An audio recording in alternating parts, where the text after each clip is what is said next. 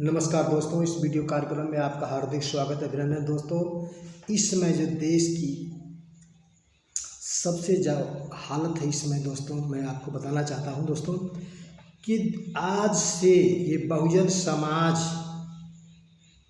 5000 वर्ष तक गुलाम रहा। दोस्तों, किसने गुलाम बना के रखा?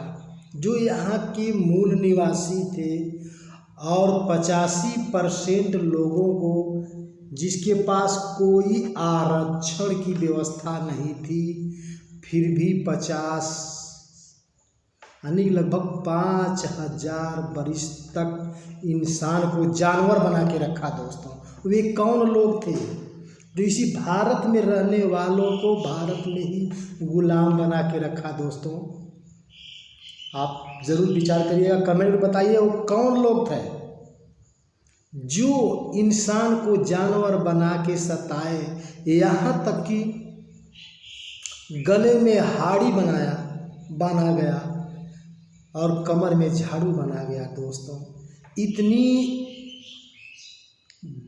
जो खतरनाक व्यवस्था थी, जो इसी धरती पर जन्मे लोग और इसी एक पक्ष के लोग दूसरे पक्ष को इंसान से जानवर बनाने का काम किए।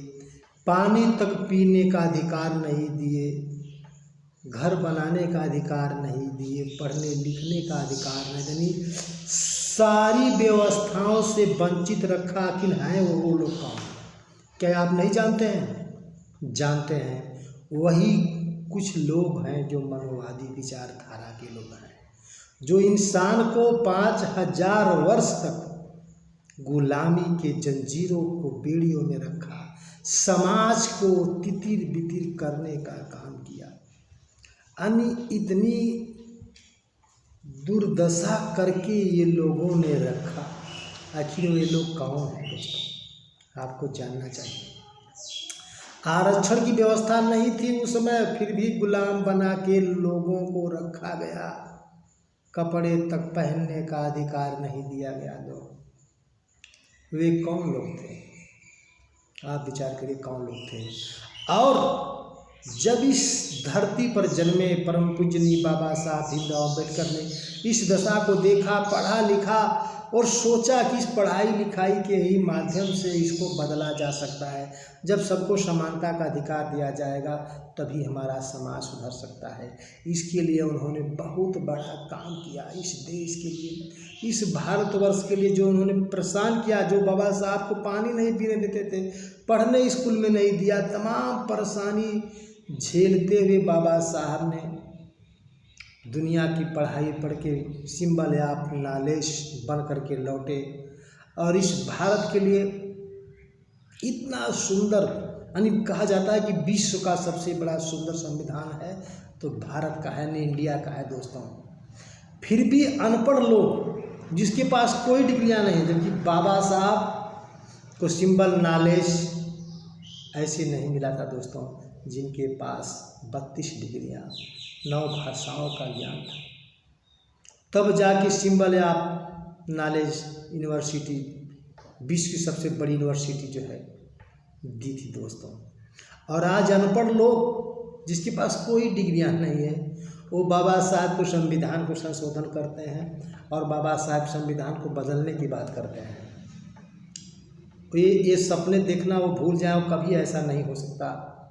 वो सब कभी बदल नहीं सकते, चाहे पूर्ण बहुमत की हो, चाहे कुछ भी हो, वो बदल नहीं सकते। दोस्तों, ये सरासर उनकी जो कोशिश है वो नाकाम हो जाएगी, कभी कामयाब नहीं होगी। दोस्तों, और उसके बाद बाबा साहब जब आरक्षण की व्यवस्था दिए, उस तरफ एक तरफ तो बिना आरक्षण के लोग 5000 वर्ष पहले गुलाम बना के रखे थे। दोस्तों, और जब बाबा साहब ने ST ST OBC अल्पसंख्यक मिनोरिटी के लिए जो व्यवस्था बनाई संविधान में, जब उनको आरक्षण दिया, तब जाकर उनको पढ़ने लिखने, समानता की ज़िंदगी जीने का अधिकार मिला।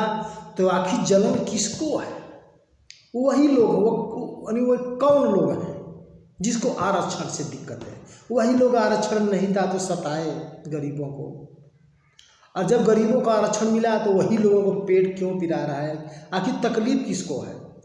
अगर आरक्षण ST ST OBC को है तो क्या वास्तविक रूप में संविधान लागू है? जितना हक अधिकार बाबा साहब ने संविधान में सुरक्षित किया है, क्या सभी के पास उपलब्ध है? बिल्कुल नहीं है दोस्तों।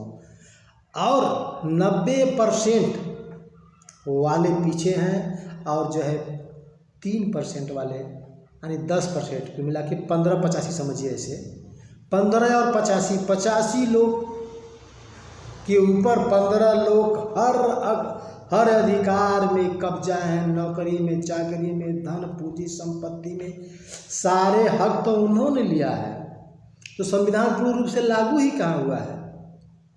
और संविधान बदलने की बात करते हैं, आरक्षण खत्म करने की बात करते हैं।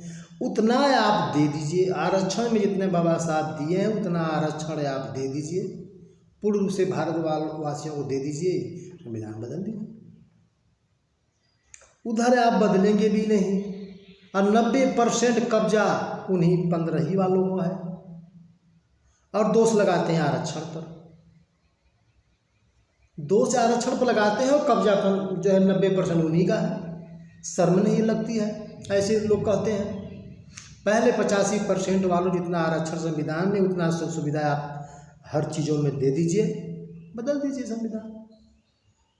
लेकिन आप बदलेंगे नहीं, न देंगे और ये बदलने का नाटक करते रहेंगे, लोगों को गुमराह करने का नाटक करते रहेंगे। कभी कहते हैं संविधान बदल देंगे, कभी कहते हैं आरक्षण बदल देंगे।